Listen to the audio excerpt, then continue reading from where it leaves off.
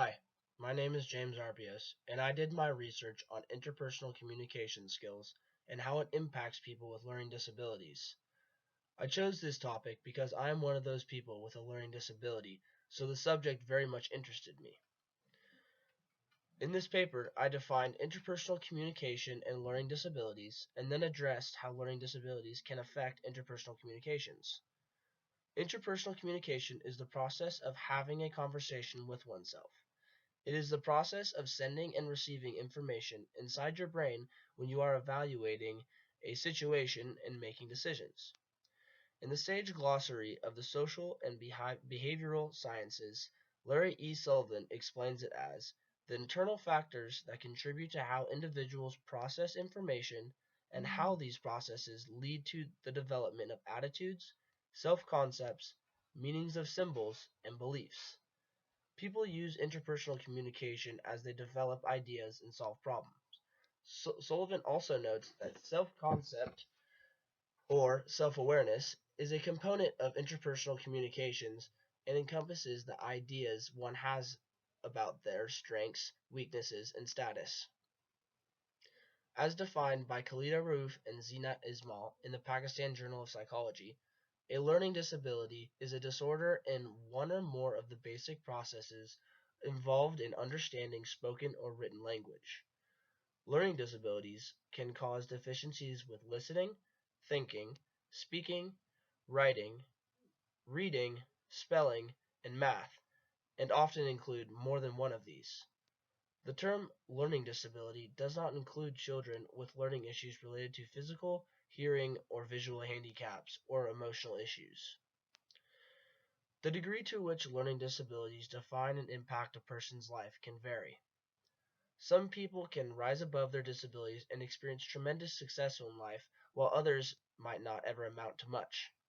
Because of this huge variation in success, much research has been done to understand this variation in order to help children with learning disabilities become successful adults. An area of focus has been on the interpersonal communications of the learning disabled. Khalida Rauf and Zina Ismail conducted a study published in the Pakistan Journal of Psychology. In their study, the interpersonal dimensions of their evaluation included emotional self-awareness, assertiveness, self-regard, self-actualization, and independence. The result of their study showed no significant difference between mean score of the learning and non-learning disabled students on interpersonal communication skills. They concluded that they were able to develop solid interpersonal skills despite their learning disabilities. Amy M. Gons, Maureen C. Kenny, and Dave L. Ghani authored a study in the Journal of Learning Disabilities examining the self-concept of learning disabilities in children with Hispanic backgrounds. As predicted, Gons, Kenny, and Ghani found that children with learning disabilities have a negative self-concept about their abilities and academic success. Also, their hypothesis that the learning disabled students would have lower global self-concept was also found to be true. They concluded that teachers and parents can have a significant impact on helping children build their self-concept by providing positive feedback.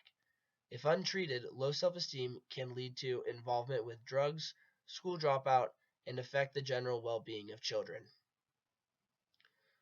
From Learning Disabilities Quarterly, Howard Rothman and Meredith Cosden looked at the relationship between the self-perceptions of a learning disability and the severity of learning disability, self-concept, and perceived support.